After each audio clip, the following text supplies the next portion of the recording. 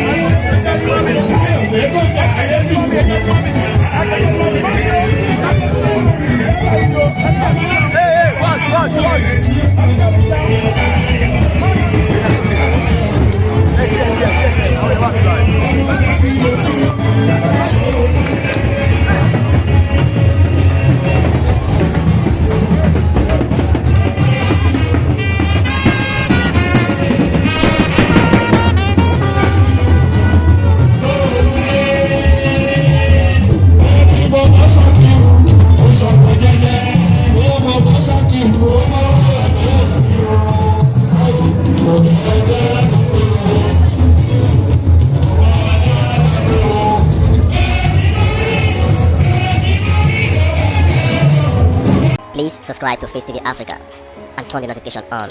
Facetv Africa, ẹ jọ̀ọ́ subscribe, hete. Face TV was Swoby.